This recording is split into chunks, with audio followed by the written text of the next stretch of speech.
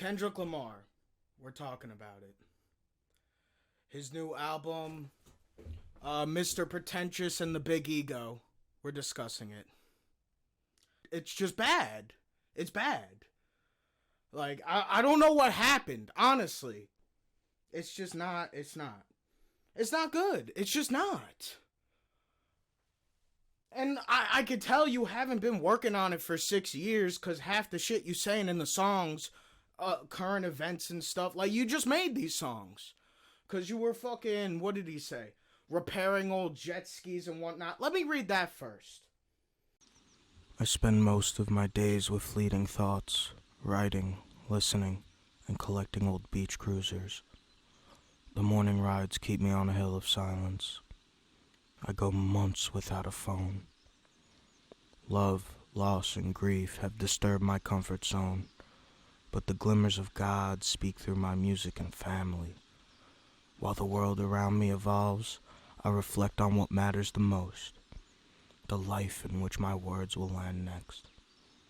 As I produce my final TDE album, I feel joy to have been part of such a cultural imprint after 17 years. The struggles, the success, and most importantly, the brotherhood. May the Most High continue to use Top Dog as a vessel for candid creators. As I pursue my life's calling, there's beauty in completion, and always faith in the unknown. Thank you for keeping me in your thoughts. I've prayed for you all. See you soon enough. Okay, Llama. Third eye opened because he doesn't have cell phone communication anymore. I wasn't very hyped for this album going in. I was worried. We're gonna just go through the track list. We start with the first track, United in Grief. I like this song. Good song. Lyrics aight. Beat. The instrumental's fun. On to the second album, N95. This song sucks. Like, you know what, Kendrick? Your quota, your allowance of these NFL fucking songs, it's done. Like, you already made this song. You already did this. Like 2 months ago, you just dropped this song with Baby Keem. And now it's the same fucking Madden fucking sample again. I'm done. We move on to Die Hard. It's the audio equivalent of eating a plain rice cake. A basic R&B song from Kendrick Lamar. Father Time. This song is stupid as fuck. I really can't take you seriously when you say, like, daddy issues 5 times a verse. It sounds kind of corny. You're like 40 years old. It's a little much. I'm not on that wave. Like, use context to tell me that. I don't need you to say daddy issues over and over. Kendrick doesn't tell us anything about his father, his relationship with his father, why he has daddy issues. The most we really get about the relationship is his dad tells baby Kendrick to man up or something when he hurts his ankle. I don't see how that's relevant to your daddy issues, bro. Like, that's what dads say and shit. Like, okay, so he also says, mind is made of gold, tongue is made its word. Cringe. Rich Spirit. You just control seed your own cousin. This song is basically a song that Kendrick wrote for Baby Keem, and he didn't use it, so Kendrick's like, I'll just use it. Probably the most interesting song on the album, just because it's just weird as fuck. We Cry Together. Fuck you, bitch. Nah, fuck you. It's like, the song starts, you're like, oh shit, this is rockin', the beat is gas, and then it gets uncomfortable. Like, oddly uncomfortable, not in a sort of uncomfortable way where, like, the song is so impactful and the subject matter makes you feel uncomfortable. It's one of those things that you have to force yourself to laugh at, or else it's just weird. Like, this is just weird. It's just a weird song. But we get to something interesting. Towards the end of the song, we start getting into the societal issues that women have and men have, and that was really getting somewhere, that back and forth. What she was saying towards the end there.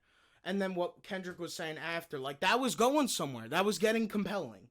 And then Kendrick just says, He literally says, "Never mind, bitch." And then they just cuss each other out, fuck, and the song ends. Like, you could call that poetry about, oh, we can call that a metaphor about, oh, how we never get to the root of the problem. Fuck that. Because to me, it just sounds like you sacrificed the only interesting part of your song. Whatever. Like, the only interesting part of the song you cut off early, so moving on. Purple Hearts. This is like, there's so many songs on here, and that's why, like, I kind of breezed through the first few songs. Is like, it's not even like they're so bad. They're just like nothing. They're not good or not bad. Like, a lot of them, they're just nothing. And Purple Hearts is one of those songs where it's just like, okay, like, it's okay, but I'm not really bopping. It's not really hitting for me. It's just a whatever song. If this song pops up on a playlist at the bar, like, everyone's just gonna groove to it, but nobody's really rocking this song in their playlist, you know what I mean? We get to Count Me Out. This is a weird song to me, because it sounds like a YouTube edit. You know those YouTube edits where they just, like, edit 3 artist songs together into one? That's what this song sounds like. He doesn't really describe his feelings. We don't know much about Kendrick. He just lists his emotions. He just lists them. Got shame, got guilt, I care too much, I share too much, please everyone but myself. These are lyrics. Can you give me some fucking insight? Give me some insight. Why are you feeling shame? Why are you guilty? What are you feeling guilty of? Like, you don't tell us anything. You just say you feel shame and guilt and blah, blah, blah. And, you know, I guess you circle back to that sort of stuff on the last track, but this song is basically, I'm mad, I'm sad, I'm mad, I'm angry, that's it. I'm mad, I'm sad, I'm mad, I'm sad. He'd probably write that thinking it was fire. I'm mad, I'm sad. I'm mad that I'm sad. Like, he'd write that shit in this. Like, that's the level of lyrics that we're out for, like, and we're supposed to be sitting there like, whoa, I've never seen this much depth before. No. You know, we have Crown. That song is musically unstimulating, you know, for the most part, and it's lyrically not that compelling. In Kendrick's music, present and past, we always get the idea that he has this internal battle with himself about his ego. He goes from moments of feeling egotistical and like a conqueror, savior of men, to feeling like a false prophet at times. And it would have been nice for him to address that, but he doesn't, which is the problem he has for most of this album. Is not much to say. Oh, he changed the quote. The quote usually goes, "Heavy is the head that wears the crown." He changes it to, "Heavy is the head that chose the crown." That is a very important distinction, and I think he overlooked that by changing the lyrics, because a kingdomship, a monarch of sorts, doesn't choose that position. It's more bestowed upon him. You know, especially if you're talking about being like a king of music. Like, it's not like Kendrick chose that position, it was bestowed upon him. And I think by not recognizing that distinction, it prevents him from really being able to talk about his position as a person who didn't really choose that position in the first place. And that would have been interesting. We have Silent Hill.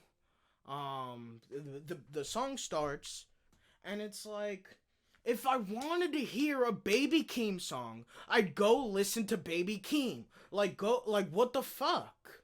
Like, why? Why are you doing these songs where you're clearly just doing your cousin's style? Or unless, oh, you invented that style. Either way, it's his now. He claimed it.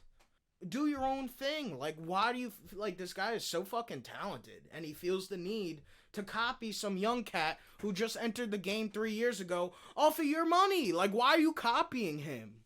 Like, hasn't made it there based on his own merit. He's only there because you picked him up. And I'm not saying he's not skilled. I'm not saying Baby Keem don't have any, talent. I'm not knocking his talent or nothing. I'm just saying, man. I'm just saying. Like, he's the one that's supposed to be copying you.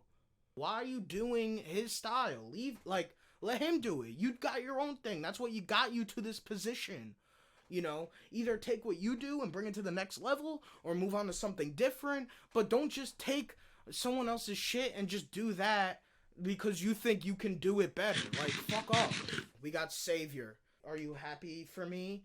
Bitch, are you happy for me? Like, fuck off. Like, that chorus is so stupid. That chorus is really annoying. It's like a Powerpuff Girls song or something. Whatever. This is some Nickelodeon shit right here, that chorus. Besides the chorus, Kendrick touches on COVID. He thinks he's being deep. He's really not. And he starts talking about Vladimir's causing nightmares. Okay. He thinks he's speaking on it. Like, just uttering its existence isn't speaking on a subject. Like, you're just mentioning it. Let's get back to the chorus.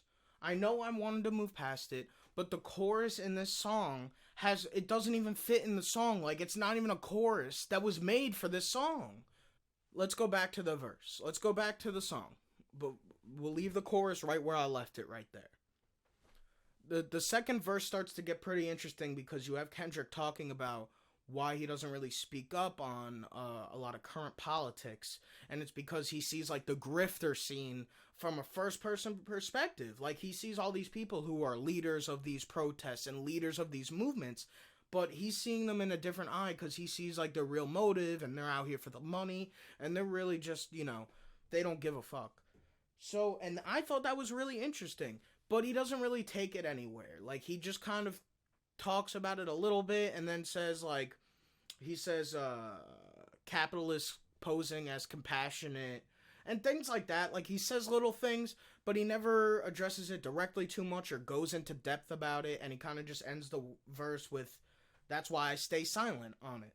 I just really wish he went on it more. I wish he went in a little more and maybe did some more on it, instead of mentioning like COVID and Vladimir causing nightmares, like, because you didn't make a point. So what I just described as the song, we have the COVID thing, the Vladimir thing, then we have the politics grifter thing, which is kind of like the main theme of this song. And the chorus is, are you happy for me? Bitch, are you happy for me? It doesn't fit in this song. Baby Keem, who are you talking to? Who are you asking if they're happy for you? Who are you asking that? The song isn't about relationships. It's not about friends. It's not about family. So who are you talking to right now? Like, the chorus doesn't fit. They just put it in because they thought it sounded cool. And why do that?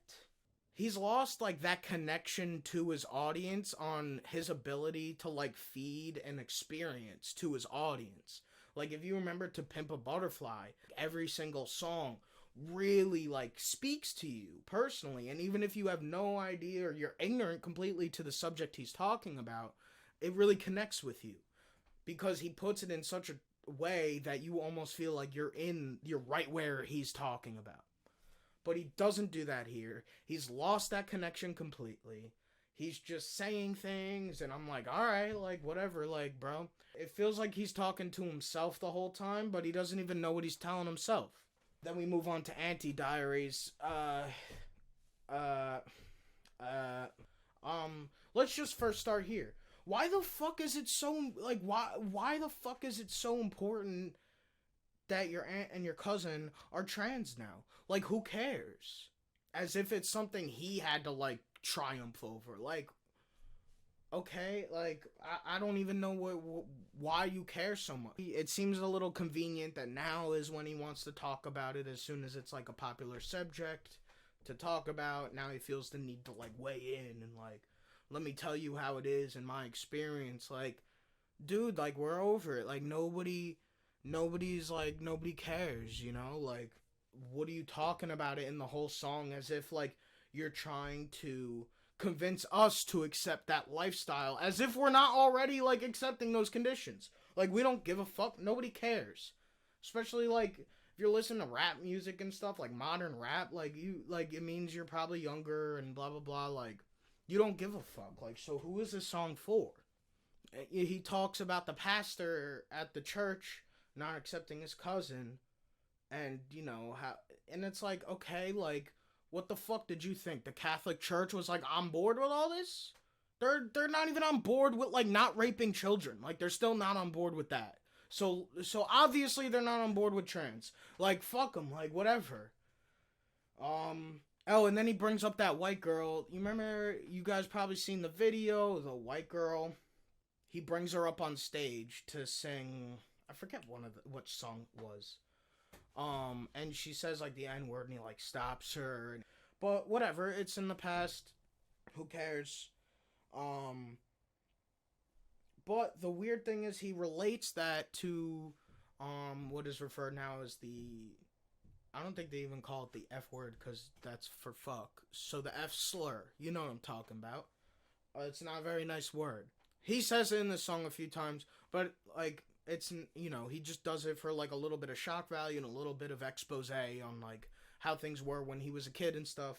But he says towards the end of the song, he says F slur, F slur, F slur. We could say it together, but only if you let a white girl say N word. I like, yeah, like that's like a ooh burn, drop the mic moment. But like, I really don't see like the relevancy too much. Like, it's a little different. You know, I've never really heard like a song made by a gay person where the chorus mostly consisted of the F slur. So it's not a perfect analogy to like align those two things. Like they're not. I see the similarities, but they're not completely correlated. I don't know. The song's just weird. I don't know who this is for, or who's bumping this in their whip, you know? And we get to Mr. Morale, Mr. Pretentious. This is the best song on the album.